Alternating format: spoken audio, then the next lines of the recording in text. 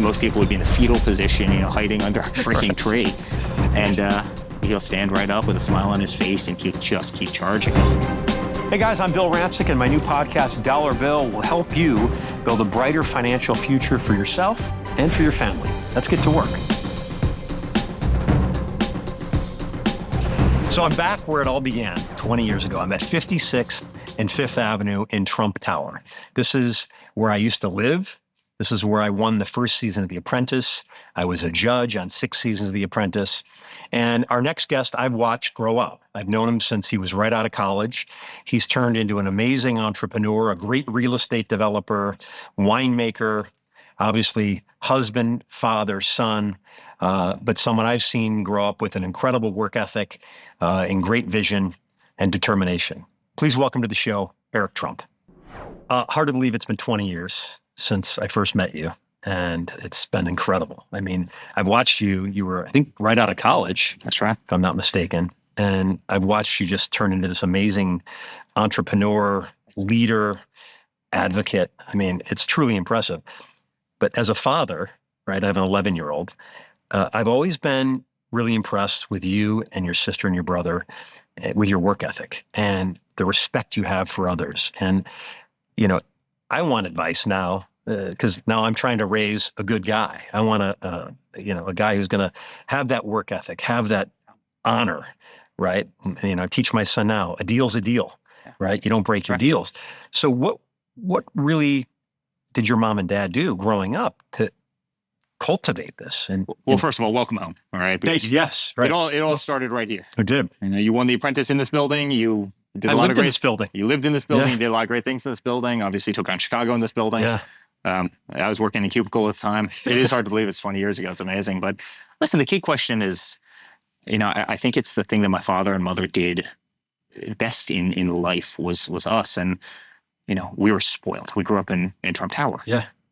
But we never got everything we wanted or even close. Like, if we want a new toy, congratulations, you worked for it. I started working on our company construction sites when I was 11 years old. Yeah. And I spent a summer cutting rebar with acetylene torches. I spent summers running electrical conduit and doing concrete work, doing masonry work, everything you can possibly imagine, HVAC, chainsaws, cutting down trees, running backhoes and bulldozers and everything else. And, we believed that. And by the way, we were making minimum wage. We were literally working for stonemasons and stuff that worked, for kind of a little construction company Greg that we Cuneo. have. And Greg Cuneo, he's still a dear friend to this day. And, Yeah, I love Greg. but we were put on, and it did a couple things. First of all, it taught us the value of a dollar.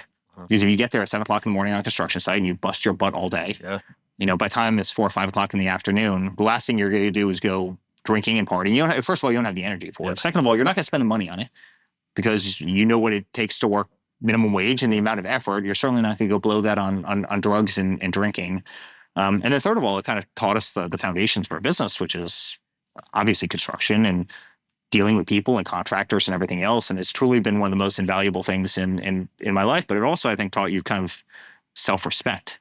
And so I think what I'd say, I'm struggling with the same thing. I've got a 6-year-old, I've got a 4-year-old, and, they have every opportunity to go awry. Frankly, I think it's almost harder when you kind of grow up in that, very cushy, cozy lifestyle. And they don't know what a commercial airport looks like. No, 100%. And, I do everything I can to try and keep my kids away from that. And it's hard. It's a struggle. It's something I struggle with every single day, but I get my kids out dirt biking. And I love that. When they fall off the dirt bike, it's not like you're proud as a parent, but it's, it's okay. It's okay that you got a little cut up. This is life. You're going to get knocked around in life. We get knocked around every single day and, stand up, get back on and keep going. And it's the one thing I hope I can instill as well as my parents instilled that in me because it's, they just crush work ethic into this family. Well, and they weren't trying to be your best friend. I think that's the problem today. If you look at a lot of these parents today, they think they can be their kid's best friend. And that's not what it's about. Like, you got to be able to say no. Yeah. And they also allowed us to jump, which was interesting. My father did this in a big way. Listen, he did it to you. Yeah. But he certainly did it to us, where it's, listen, you're a 24-year-old guy. What you really know about the world, what you really know about the economy, and here's a complicated problem. Go figure it out. Yeah. You can come back to me. I might help guide you a little bit. I'm not going to force anything on you. Go figure it out. Yeah. As long as I know you're working your butt off, you're using good common sense, right? You're street smart, and you get to the right results. I'll give you another hard problem to solve, and I'll give you another hard problem. And frankly, that's how I kind of grew in the company. And if we weren't capable of solving those, we would have been encouraged to go kind of a different direction. But he was amazing in that, he always gave people who might not have the credentials on paper, who might not have had that, Harvard MBA on their resume, right? He gave them opportunities. And I can't tell you, 99% of the time, the people who would never otherwise had that opportunity other than for Donald Trump, those people worked their tail off and they succeeded, and they went to heights that they could have never imagined. I just met a guy, Matt, his 44th year here. Yeah. I mean, and now he's like the guy, he's got a major career. Yeah, I mean, Matt started as a security guy that my father met at the U.S. Open. Yeah. And, he runs a major aspect of this company. Yeah. And, one of our, our general manager in Las Vegas, he started as a driver. And then we started building a project. We needed somebody to bring architects out there. He raised his hand. Brian raised his hand. And sure enough, he's bringing architects out. Then he's bringing bankers out. Then he's, I'll handle construction. Yeah. I'll manage these people. I'll handle construction. Sure enough, here we are, 20 years later, and he literally is the general manager of one of the, the biggest, most expensive buildings on the Las Vegas Strip. Yeah. And doing a phenomenal job. And on paper, you're right. No one else would have given him that opportunity. And Donald Trump did, and he did to you, and he did to me. And there's a lot of people whose lives have really been made because somebody took a leap of faith in them and who they were, and they.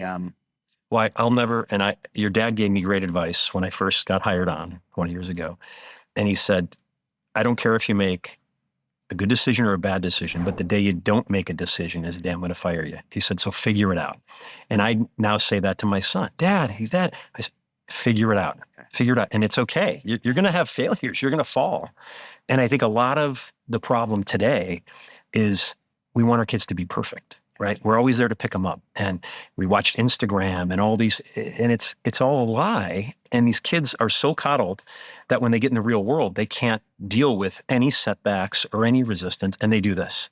They blame everything around them because that's what their parents allowed them to do growing up. And they're young enough and naive enough that things that they see on Instagram and social media, they generally believe to be fact. They see the influencer who's 19 years old, who's walking onto the G550. Yes. And which is rented, by the way, for an hour on the ground. Yeah, that doesn't actually work. It doesn't have engines in the back of it. But he takes 3 selfies and holds himself to be something he's not. And all of a sudden they have to aspire to be that person. And that's majorly corrupting. I think you need to create great foundations of principles. You need to create, real skills. Yeah. Skills are important. Right. I mean, I have friends who literally can't hang a picture on a wall. Amazing. I mean, and I look back and I go, thank God I had a father that had us on construction sites. See, again, running backhoes, doing everything we did, right? I mean, I literally have friends who can't mount a TV on a wall. They were never taught any real skills. And, the coddling is not a good thing for society. And I can tell you, China's not coddling their kids. Russia's not coddling their kids, right? Our major adversaries around the world are not coddling our kids. We got to be, listen, we're the best. We should lead the way in terms of love and family. And there's nothing more important than that. But, the school of hard knocks isn't the worst thing in the entire world. You got to stop rescuing people. And as a construction developer, you'll appreciate the metaphor of life is, when you build a building, if that foundation isn't in the bedrock, isn't, done, you can have the most beautiful building in the world, but it's going to crumble, right? And that's life, right? And I think that's so important. So a lot of people see you on TV and they don't realize, like, you went to Georgetown. I mean, you have a world-class education. There was no free ride. When I worked here, you were literally in a cubicle, right? We used to fly on Southwest Airlines. Sure. I remember I think it was me, you, and your brother. We were going to Toronto for a project. And I was like, oh my God, which I loved. Like, this is amazing. But take me through the early years, because now you're running the show and people see a different side of Eric Trump. But I saw the side when you were coming up, and really, there was no favoritism. There was no easy road for you. Yeah. I did investment bank for a little while. I came kind of right into the company after college and doing that for a little while. And it was amazing. I saw the 2 greatest years of real estate. You remember 2006, 2007. I mean, you had any site in the world, you put a building up and you were going to, make it big. And then, one day like this, it all flight attendants had real estate portportfolios. Oh, it's amazing. I mean, there'd be people that came in with a FICO score on a cocktail napkin. They'd want to buy a $10 million apartment, and the banks were approving them to do this. I mean, it was the time of the subprime and everything else. And then I saw kind of the worst years, right? Which is, 2008, 2009, countrywide folded, everybody folded. They stopped doing mortgages. You just couldn't get end loan financing. And it was amazing kind of for me in a career perspective because I saw the highs, right? And I instantly saw the lows. And it kind of snapped you out of this naiveness that I think you owe in, right? I mean, we were going in guns blazing. We wanted to redevelop every skyline in the world, and you didn't see the bad to, the good, right? And everything in life is timing. And It was really an amazing time, and I definitely learned the most in those darker periods. It turned out to be great periods for us because we went out and we bought every golf course we could buy, every hotel. We were sitting on a lot of cash. We did a lot of great things, but there were some stressful nights when you're trying to work out projects. You have big debt, you have this and that, and I learned more in 2008, and 2009, and 2010 doing that than probably at any other point in my career. And it was fun. I was young, and we were hungry, and we were going out and doing great things, but. You're right in terms of the foundation. I mean, we created this foundation for this company. We've never been a stronger company. We've got the best portfolio of golf courses, hands down the world. We kind of brought hospitality into golf, which you never had. Well, you kind of spearheaded that. I mean, I think when you came on, there were 3 courses, and now 16 somewhere. And the 3 courses were kind of fun sandboxes, right? Because he loves the game of golf, and he wanted to go out there with his buddies. And we've developed one of the great portfolios in the world, all over the world, Dubai, Indonesia, all over Scotland. Some of the biggest names, some of the highest rated courses on earth, and same thing with the hotels and residential buildings, commercial buildings, retail, and everything else. But we have an awesome company, with great people, hardworking people. People love this industry, love this country, and we've done it right. We've done it well, and I could not be more proud of the company and the portfolio. We've really done a great job. One of the things that I remember when I worked here, it was always the mindset of you have to have the mentality of a conductor, the conductor of an orchestra, right? Your dad believed in having the right people, getting the right talent, having people who were the best at what they do. What do you look for in people? And I think people who are watching this, right, they're trying to figure out their lives and trying to take control of their future. Like, what are the 3 traits you look for in having the right people come on board to help you grow? Listen, street smart is definitely one, right? Forget about it. I can't tell you how many Harvard-educated people have come in who have turned out to be total duds, right? Be careful of the guy with the pocket square, right? And no disrespect to your pocket square right now. This I realize is my father-in-law. My Juliana's dad's a master tailor from Naples, so and you look beautiful in it. But I can't tell you how many people have walked in from 4 Seasons, from Ritz-Carlton, from this and that. They've been a general manager forever. They're impeccably dressed, and then you just realize almost instantly that they just don't have it, they don't right? have it. And then you'll take somebody who you gave that opportunity to, and they'll bust their butts. And I always tell people, I say have your hand up, and I try and do it in life too. But have your hand up if you see an opportunity you want, ask for it, and chances are you're going to get it. And it's remarkable the power of the ask in the world. People instinctively don't like to say, psychologically, they don't like to say no. People like to say yes. So people like to please. As many demons as we have in society, and as much negativity as everybody sees out there, people like to say yes. And I can't tell you how many times people have come to us and I'll give you a great example. I had a general manager. He was a golf general manager. He really wanted the opportunity to become a full general manager. And so he goes, "Can I pick you up at the airport? I'm flying in somewhere." And I said, "Yeah, absolutely, Corey. Pick me up." And he goes, "I want to have my hand up. I want the next opportunity." And I go, "Corey, we don't get them often. Our guys don't really trade places often. But I promise you, you have the next spot whenever it comes up." Sure enough, a week later, something happened. There was an emergency, and we needed somebody. And I called him up, and I go, "Your timing could not have been more impeccable, and you have the spot, and keep your hand up in life, ask for that, additional responsibility." And by the way, with that additional responsibility comes a lot of extra headaches. Yeah. Of course. Get ready for it. Get ready for the real world, but have your hand up and ask. I think that's the biggest piece of advice I'd give. And stay out of the comfort zone. That's a dangerous place to be. Yeah.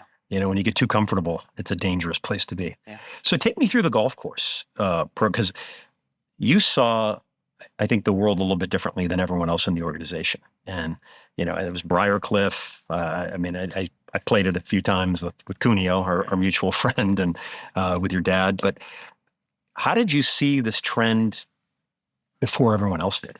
And you were able to acquire these things. You make your money on the buy in real estate, as your dad taught me that. But how did you have that foresight to see this trend heading in the direction it was heading? Well, golf's super interesting. First of all, it was my father's sandbox. And I think when he did it, for kind of himself, he wasn't focused on that as a business. That was not what was paying the bills, right? It certainly wasn't, that wasn't interesting. All of a sudden, we realized we're really good at it. With golf courses are interesting. Half of them, 3/4 of them in the country are equity owned. They're managed by the members, and members really have no business managing golf courses. Worst thing you can do. It's not what they do. It's not their full-time job. They're doctors, they're lawyers, they're this, they're that, they're small business owners, whatever it is. But they shouldn't be picking the grass. They shouldn't be directing superintendents. They have no purchasing power. Go give one of those guys your restaurants and they'll run them into the ground in about 2 seconds, right? It's not what they do. So all of a sudden we come in and we're really good at hospitalities from the hotels, and we put true hospitality, 5-star hospitalities on top of the best golf courses in the world. And no one had seen that combination. They'd seen really great fairways, But then you go in, you get a lousy hot dog. All of a sudden, you're able to combine the two. And, we started going out, finding some of the best properties. And the members would literally give us their courses. Just, if you come in here, put a little bit of money in and do what you guys do, it's yours because we know what a good job you do. Do it the right way. It's been really a remarkable business for us. So, we went from really 3 at the time. We're 19 around the world today. Some of the best Turnberry in Scotland, which is always, top 2, 3, in the world. Doral down in Miami, which you know very well. We've always believed in water, buy on the ocean, That's right. Ocean, lakes, rivers, oceans, lakes, it's that's always been our model. People present us a course and say, if it doesn't have a lot of water, it's kind of less our style, right? And it's just, one of the things that kind of defines a brand. And they're really focused on great operations, great food, great hospitality, the best courses. And then our attention to detail. Maybe I'm being long-winded, but oftentimes when I show up at these properties, I'll walk through literally the loading dock and I'll start there. Yep. Go to our hotels, go through the loading dock, start there. And if your back of house is impeccable, I'm talking about mechanical rooms, impeccable.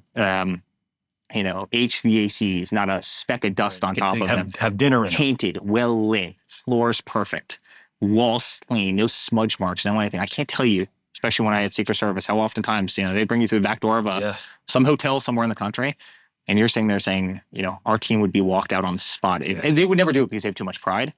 And these are some of the best hotels that you've seen in the country. We are impeccable in terms of our back of house. And that quality will translate into your front of house. It'll translate into the pride that your team has in themselves, in their vehicles, in their homes, their own personal lives, but certainly in terms of guest experience. And, it's a big factor for us. And it's something I push every single day. You talk about the pride. I stayed at Central Park West last night. I used to live there back in the day. But it's amazing because I haven't been back to New York since before COVID. Yeah.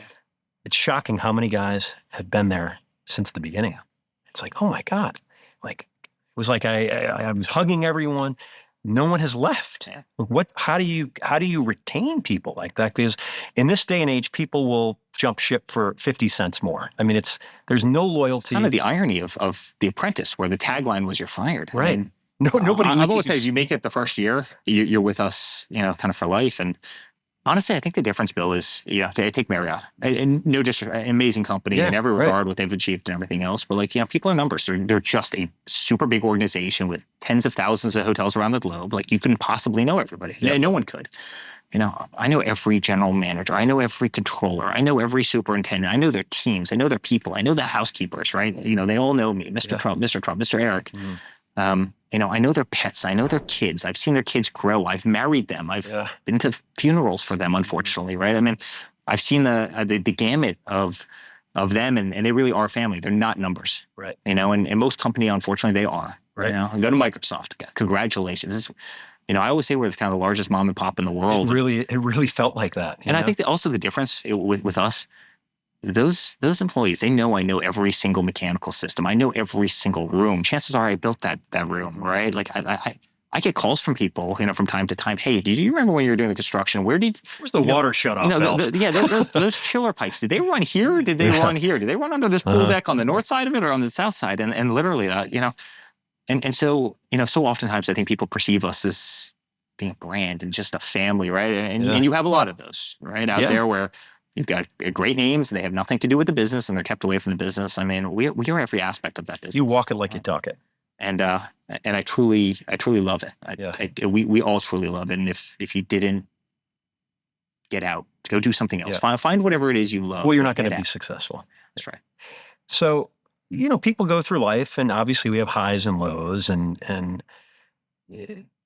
I don't know if anyone's handled adversity quite as well as you guys. And I'm not here to talk about politics. I'm just here to talk about when the world seems to be going against you, right? How do you overcome that? Because a lot of people, they're struggling with either addiction or they lost their job, right?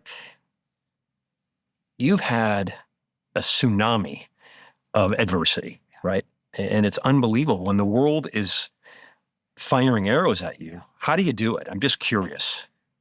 I think you have to look at the world sometimes as a game, right? Because it's all a game, and these are high stakes. Oh no, but Bill, first of all, it's high stakes. Yeah. Sometimes that game's no fun at all, right? This isn't a fun game. This can be, But at the end of the day, you have to understand sometimes it is game, and sometimes the more they come after you, the more successful you're actually being. Sometimes you can compartmentalize that. I was always the guy on Saturday Night Live for 2016 where I'm playing with the fidget spinner, right? It's I run one of the biggest real estate companies, in the country, and do a very good job with it, and have built tremendous assets and great wealth, and a lot of other things, and a great company that we're all proud of. Yet I'm sitting there as a guy who's kind of the ditz, and the way I compartmentalize that is I look at it and I say, that's kind of interesting. Obviously, I'm getting under the skin. Obviously, I'm doing something very well, very effectively. And by the way, if I wasn't on there, that'd probably say something about me as well, right? And so I think you need to compartmentalize it for the game it is. A lot of politics, and obviously this isn't about politics, but it's a game, right? I mean, people have objectives, and as long as you can kind of compartmentalize that, I think you just keep going. Second, you just have to be a fighter, right? There are people with backbone, and there are people with no backbone. And don't let, again, their fancy suits fool you. I've seen some of the greatest CEOs in this country who had zero backbone, who had less than zero backbone. My 4-year-old daughter has substantially more backbone than them. And I've seen people who didn't have the fancy title, who didn't have, the riches, who didn't have the fancy homes and everything else, who were just absolute warriors. And there was one in this room a second ago and who just fight through absolutely anything. And so I think you have to have backbone. I think you have to have fight. I think you have to be able to compartmentalize things as not necessarily personal attacks. They're personal attacks, but you have to be able to compartmentalize it as being part of the game. The better you do in life, the more people are going to come after you, either for it, which is a shame to say, because not everybody does, appreciate success. Not everybody wants to see somebody else be successful. Like, I want to see you kill it in the restaurants. Right. I want to see you kill it as a father and as a husband. And you want to lift people up, not tear people down. Totally. Yeah. And that should be a big premise, to this country, to red, white, and blue, to America.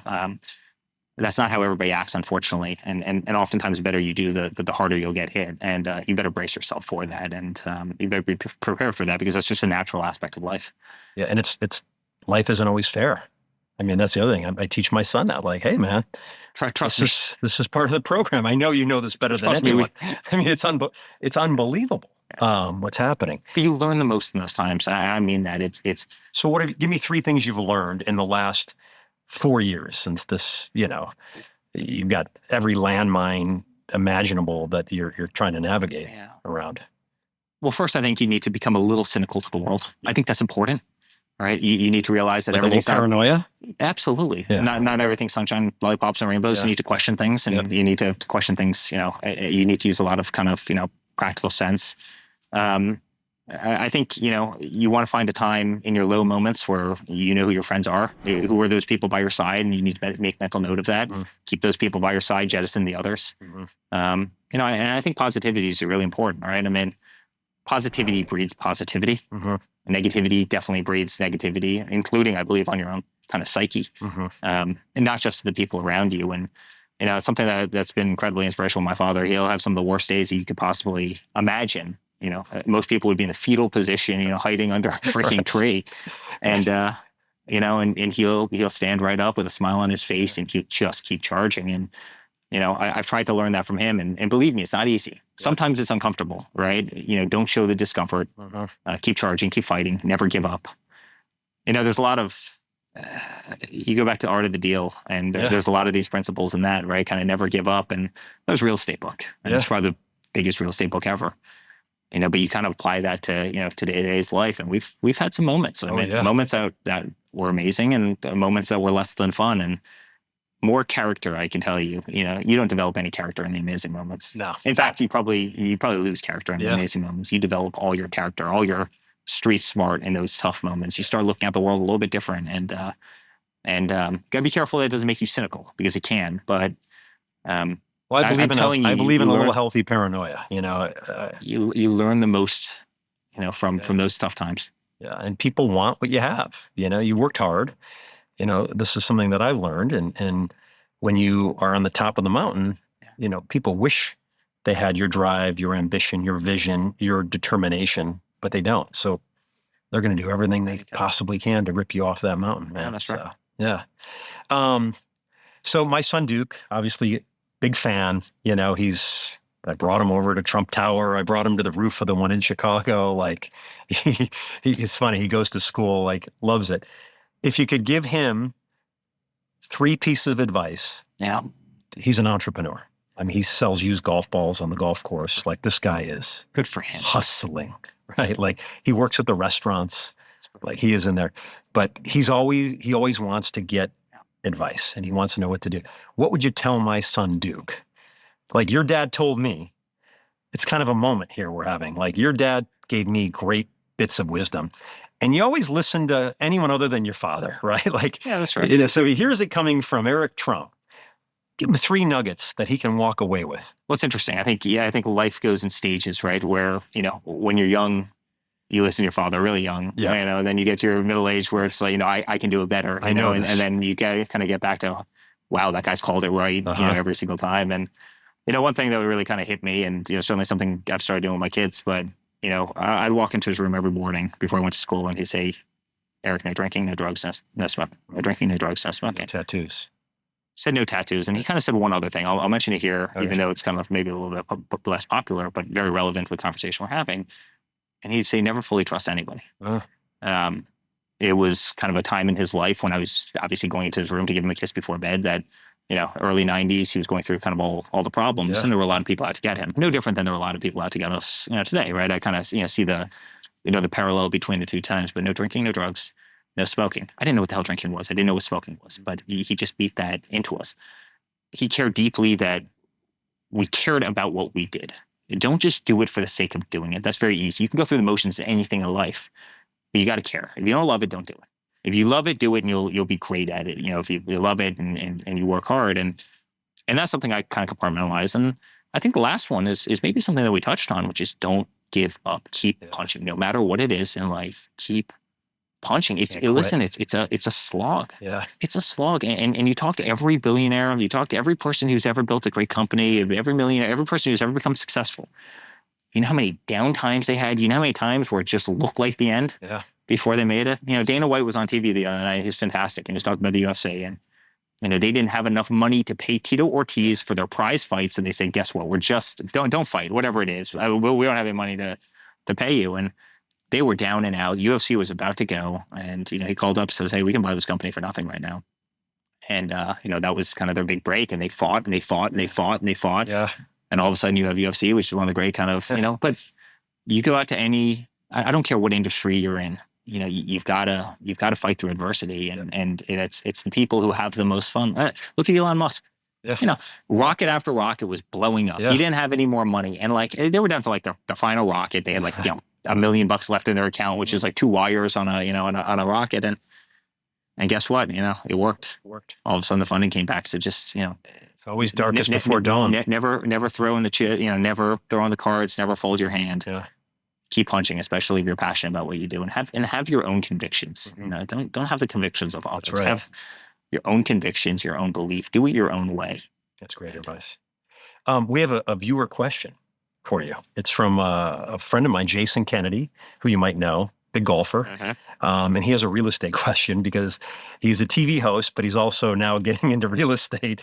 And he might have a little bit of some issues that he's got going on right now. So we're going to play it for you real quick. Real estate question for you. We have this home in Idaho. We put everything into it. But we realized it's just not the smartest to have it anymore. We've got 2 young kids, traveling, working. Things are just getting more expensive. What do I do? Do I sell it and 1031 exchange it into something that's a little more affordable and save that money? Or maybe just continue using it as a rental property? I feel like I'm in a little limbo right now. So what would you tell Jason? Well, listen, Jason, there's a couple schools of thought. There's a great man, Robert Kiyosaki. Everybody knows him, or Shadboard ad. And he said something that was really kind of interesting a long time ago. And it's, always treat your house not as an asset, but as a liability. And I think about that a lot, right? I mean, on paper, a house is an asset. You can theoretically, sell it, but then, where do you otherwise live, right? I mean, it really is almost your biggest liability in life. And if you can start actually looking at your home like that, I think that's actually hugely kind of beneficial. And, it really depends, what's the value of your home? Were those investments worth it? What's your rental value of that house? Is it in a, place where the market's desirable. What's the better trade? That's a pretty easy number to run. If you can put your house on the market during, peak ski season, if you're in a ski town and you can get, $10,000 a week, for your house, hey, it might make sense to rent it. If that demand's not there and you're kind of struggling to get occupancy in there and you're struggling to get real rate, hey, maybe there's somebody out there that wants a, second home, wants a ranch, wants to be off the grid, and, you can sell it, so you really need to compute those numbers. And, obviously you want to be able to live within your means. If the house has tremendous value and you can move into something more affordable and you can take that money and you can roll it into other kind of annuity creating investments, that's clearly, a possibility as well. So, it's very hard to say with real specificity, but I would treat any home that you have as more of a liability than a true asset, because at the end of the day, you need it to keep your kids this warm is his second home. Fed and so it's a summer place in Coeur d'Alene, Idaho. Yeah. So I've kind of said, like, Jason, you can get 5% on a tax-free muni right now.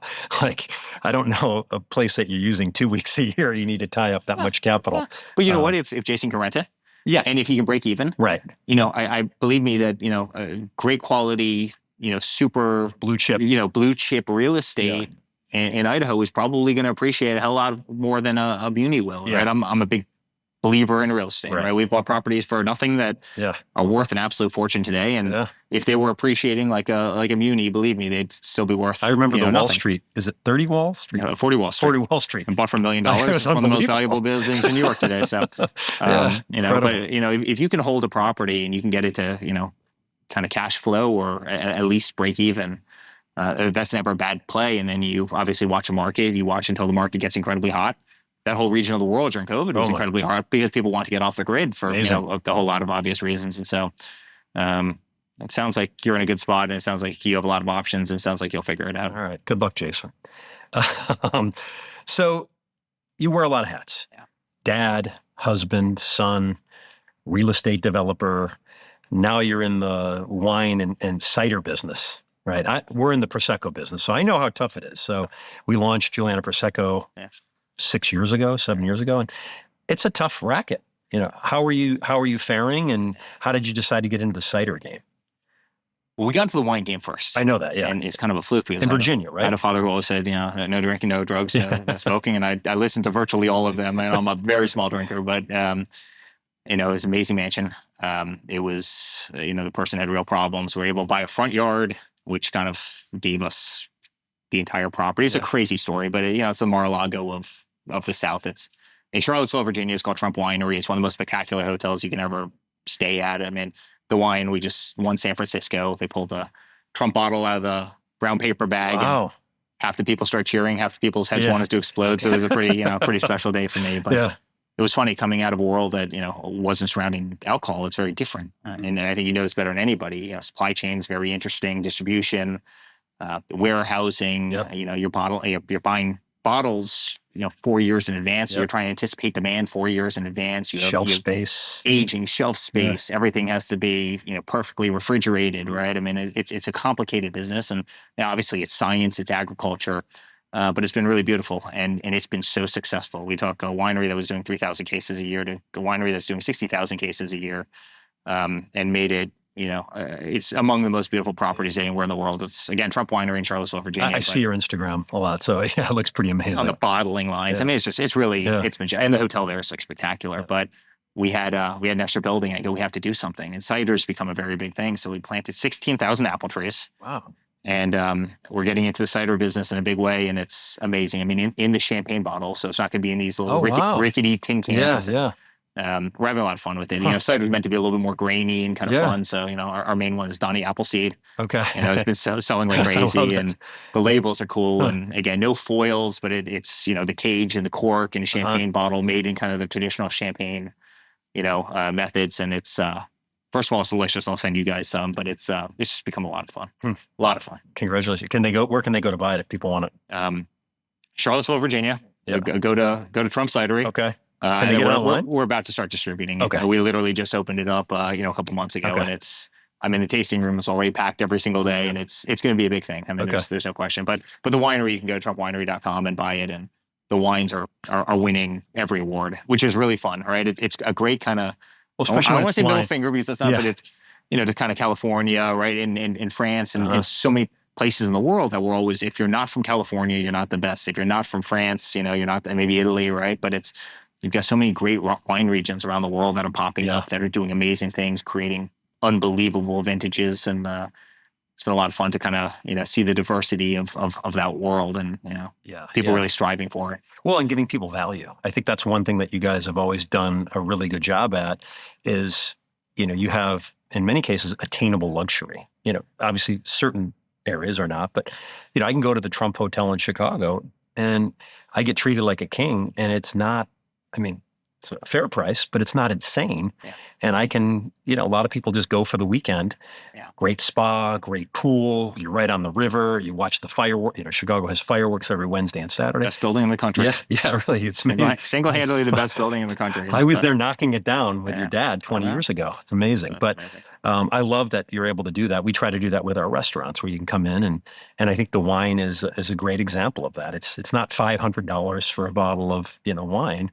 It's attainable luxury. I think this better than anybody. I think there's been a little bit of a reversion in society to, people want the best. And that's what we stand for. Any product that we do, it's got to be the best. Any hotel we do, it has to be the best in the market. Same thing with golf, right? We operate on the very high end, but, casualness has changed, right? Back in the day, my mom would, drag me, and I hated it every single time, to the Le Cirques and the fancy restaurants in New York. And, you get a meal that's this big, you want to stop at McDonald's on the way home. You go and have a bowl of cereal. Right? You're starving. And, I don't think people appreciate that as much. I think people, they want the finer things in life. They want great quality, but they also, they want a level of casualness, but also a level of warmth to it. Again, super high end, but, they want it to be approachable. And we try and achieve that as much as humanly possible. Yeah. Well, you're doing a great job of it, and congrats on all your success. You've turned out to be an amazing man. I met you when you were really young, and it's impressive to see the journey you've been on and the man you've become. So thank you, and congrats on your success. I saw you walk in here. We're not too different, obviously, in age, and you were a young kid with incredible future ahead of you, and you had a lot of fire, and you did a hell of a job, listen, not everybody, from the show transitioned that into, the success that you have, and you've built a great name for yourself. You've built a great family. You've built a great business, and as I said, my life so different than where you dreams. started. It's listen, building buildings to the food and a lot of other things. Right? I know you're still doing buildings, but most developers don't have the guts to get into the restaurant business, because it's probably the hardest business to get right. And you've done a hell of a job, and you've got an amazing family, and you've just been such a great friend over the years. So thanks. Pleasure. Yeah, really. Thank you. Congrats. Thank you so much.